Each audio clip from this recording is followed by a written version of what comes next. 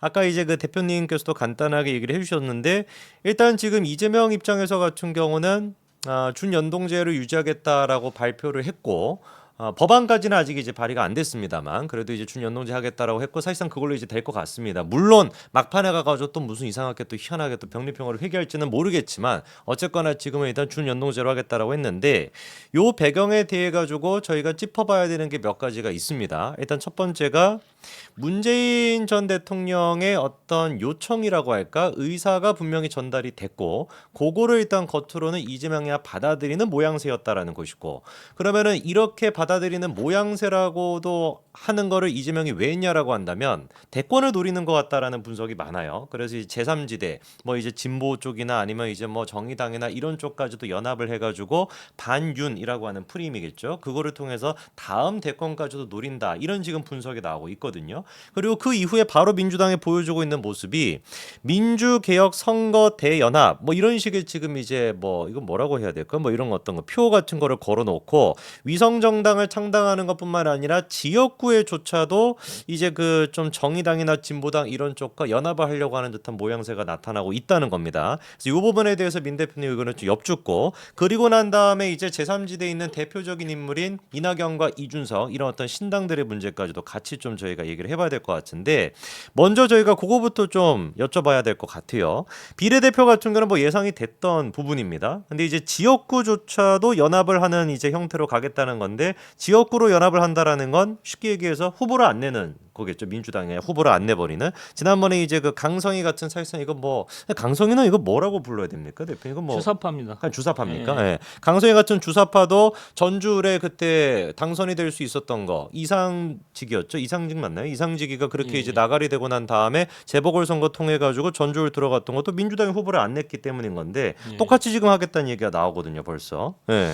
야, 놀라운 얘기네요. 그러니까 지금 두 가지가 있었던 거죠. 네. 이재명이 하나 있고 이재명 당대표가 있고 그 이외에 많은 사람들이 있는 건데 네. 이재명 당대표는 반윤석열이면서 이재명의 권력 일원화 또는 사당화에 네네. 그러니까 범민주 대연합에 별 관심이 없었던 건데 이것을 대표하는 게 병립형 선거구제였죠. 비례제였죠. 네네. 근데 이거에 강력히 제동을 건 게 그 유인태 같은 원로들, 그다음에 81명의 민주당 국회의원들, 그다음에 소수 정당들, 그다음에 제야까지 연합을 해서 네. 이 사람들이 요구했던 거는 반윤석열을 하되 민주개혁 대연합을 하자는 거예요. 민주개혁 대연합. 네, 그런데 이 민주개혁 대연합의 이 형태가 그 연동형 비례대표제였죠. 그러니까 연동형 비례대표제를 하게 되면 지금 두 가지 문제가 생기는 건데 네. 조국하고 송영길을 어떻게 할 것인가. 그렇죠. 이거는 아마도 민주당 쪽에서 받을 가능성이 큰데 아직은 지켜봐야 되고 네. 그다음에 소수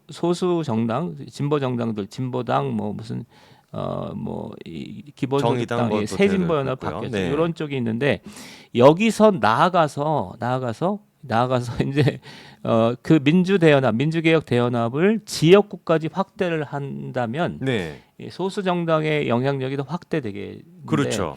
이렇게 될 것 같습니다. 왜 그러냐면 연동형을 가지고 이재명을 일종의 굴복시킨 건데 네. 그래 봐야 비례대표만으로는 10석밖에 안 되거든요. 네네네. 그러니까 20석 비례 중에서 10석은 민주당이 가져가고 10석 정도를 물론 더 늘어날 수는 있지만 이런 것 정도를 예상했는데 문제는 심상정이나 이런 사람들이 네네. 강성이나 이런 사람이 비례하기는 좀 그렇잖아요. 그렇죠. 그러니까 이걸 해야 되는데 하기 위해서는 옛날에 2012년 뭐 진보당처럼 진보대연합을 그러니까 민주대연합을 할 수밖에 없고 아니면 민주당이 아예 후보를 안 내는 거죠. 이성비 그렇죠. 케이스처럼 그렇게까지 확대되겠네요. 아니 그러면은 네. 민주당의 지금 이제 이재명 입장에서는 이렇게까지 뭐 어떻게 좀 굴복한다라고 할까요? 예, 저는 그렇게 굴복하는 생각합니다. 모습을 예. 보여가지고 뭘 얻고자 하는 거라고 보세요? 이재명 입장에서는 자기 편을 최대한 그냥 넓히는 방향일까요? 아니면 그러니까 총선까지를 목표로 한다면 이재명의 사당화가 더 좋거든요. 그러니까요. 이재명의 헤게모니를 유지하는 게 그런데 네.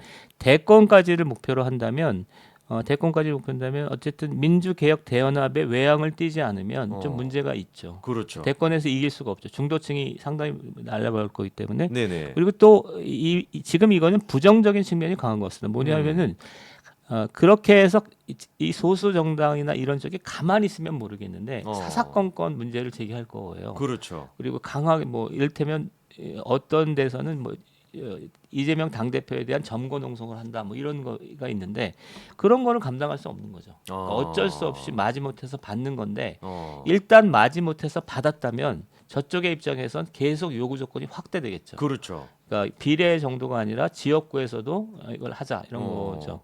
그래서 지금 뉴스에는 진보당의 강성희, 그다음에 네. 녹색정의당의 심상정. 심상정까지가 나왔는데 네. 야, 요 정도는 확대가 더 될 수도 있겠네요. 요 정도는 민주당이 굉장히 곤혹스러울 걸로 보입니다.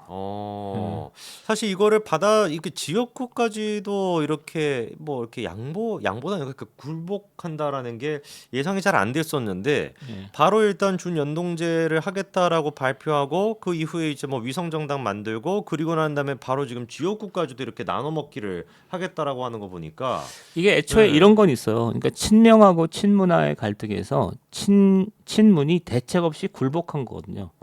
그래서 넓은 의미의 친명이었잖아요. 그러니까 네네. 친명의 주도권을 이재명 대표의 당 주도권을 친문이 이렇게까지 뭐랄까 대책 없이 내주는 게 쉽지 않거든요. 근데 네네네. 그렇게 됐던 거고 마찬가지로 이재명 당 대표의 어떤 헤게모니가 공고한 것처럼 보였지만 네. 그것은 민주개혁 세력, 그러니까 이런 사람들이 그 일종의 이재명 정권에 의탁하거나 투항했기 때문이지 네. 그 사람들이 사라진 건 아니었죠. 네네. 근데 선거를 앞두고 역시 이권이 많이 결합된 선거를 앞두고 네네. 그런 이해관계들이 분화되는 건데 어. 이 친문하고 친명 간의 갈등에서는 친명이 공격하는 형태를 띠고 있다면 이 연동형 비례제에서는 소수 정당이나 민주개혁 세력이 공격하는 입장을 띠는 것 같습니다. 근데 이거는 이제 선거나 대선을 앞두고 이런 식의 이합집산, 권력 암투 네. 상당히 계속될 걸로 보입니다.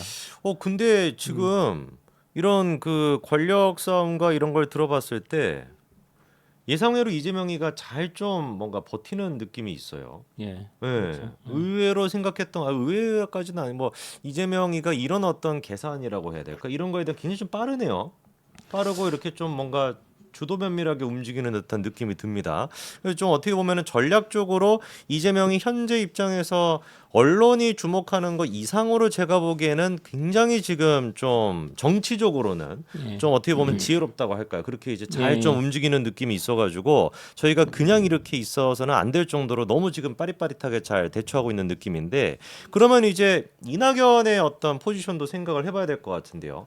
지금 이렇게 제3정당에서 진보 세력들 그리고 뭐 녹색 정의당 이런 쪽까지 이제 합쳐가지고 어쨌거나 일단 민주당과 같이 이재명과 이렇게 한 팀으로 간다라고 한다면 이낙연 입장에서 더 고립될 수밖에 없지 않겠습니까? 예, 지금 네. 제3지대는 어렵게 된 것 같습니다. 이를테면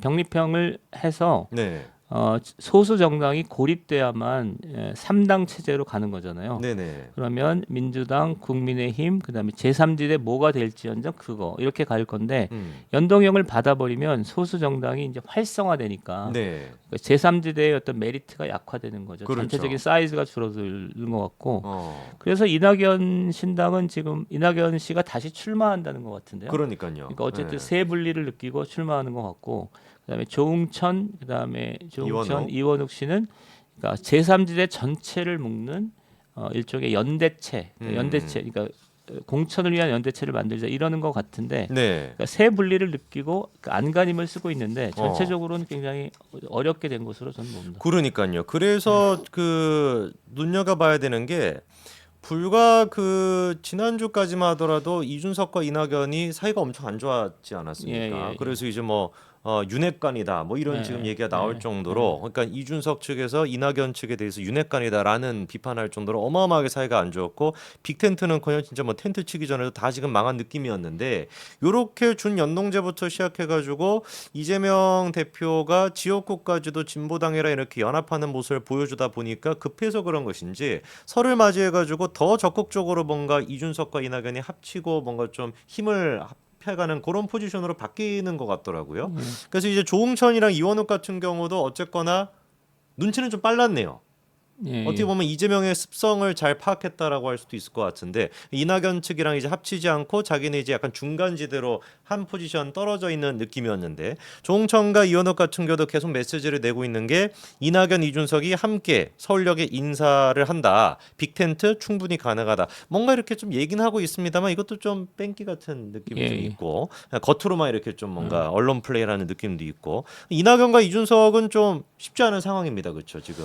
그러니까 어쨌든 그 제3지대로 나왔다면 네. 대담하게 결단하고 뭐 양보할 건 양보해야 되는데 그런 게 잘 안 되는 거죠. 그래서 이낙연을 한 축으로 하고 이준석을 한 축으로 하는 제3지대 전체를 아우르는 통합된 정치 세력은 쉽지 않거나 불가능하다 이렇게 보이고 네네. 만약에 그거라면 그게 안 된다면 음. 제3지대는 상당히 군소 집단의 연합체 같은 형태를 띌 거고 어. 세 번째는 사실은 연동형이 저는 컸다고 생각합니다. 아. 연동형이 되면서 제3지대의 사이즈 자체가 기본적으로 줄어들 거다 이렇게 보기 때문입니다. 그렇죠. 그러니까 사실 많은 분들이 제3지대 이준석 신당, 그다음에 뭐 이낙연의 그 뭐 개혁미래당 이런 거에 대해서 지지를 했던 사람들은 솔직히 대부분은 그냥 거대 여당과 야당에 대한 어떤 그 반감 요것 때문에 있었던 것인데 굳이 그러면 지금 이렇게 제3지대에 따른 어떤 군소 정당들이 많이 막 생기게 되고 그 사람들이 준연동적으로 힘을 얻게 된다면 이준석과 뭐 이낙연을 지지할 이유가 딱히 사라지게 예, 된다는 없죠. 말씀이신 예. 거죠.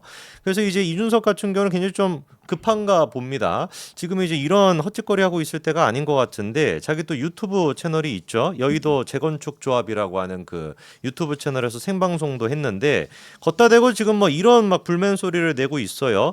집권하면은 그놈들 감옥 보낼 것이다라고 하면서 이런 워딩까지 쓰면서 막 분노했다고 하는데 어떤 내용인지만 좀 간단하게 말씀을 드리면은 제보를 받았다는 거예요. 그러니까 아무런 뭐 근거는 없습니다. 그러니까 뇌피셜일 수도 있는데 자기 이제 그 당원이라고 하는 사람이 제보를 해줬는데 이 당원이 모 언론사에서 유튜브 담당으로 일하고 계시는 사람이라는 겁니다. 근데 이 사람이 뭐 연락을 받았다는 거죠. 자기 회사에 상당히 힘이 센 누구 뭐 존재하는지도 모르겠지만 이 사람이 어떤 그 개혁신당에 대해 가지고 다루지 말아라 뭐 이런 식으로 부탁을 했다라는 겁니다. 그래서 그 부분에 대해서 이게 좀 빡이 쳤는지 나중에 자기가 집권하게 되는 날이 오면은 그렇게 압력 넣은 인간들 고스란히 감옥에 보내겠다. 참 나쁜 놈들이다. 정말 나쁜 사람들이다. 뻥치는 거 아니다. 이렇게까지도 얘기를 했는데 약간 이게 어떻게 보면 이준석 특징으로 제가 분석해 보면은 급한 것 같아요, 그렇죠? 자기 어떤 예, 그 이 위치나 어떤 그 신당의 어떤 그 존재 자체가 흔들리고 있는 거에 대한 불안감이 이렇게 좀 예. 표현되는 거 아닌가 싶습니다.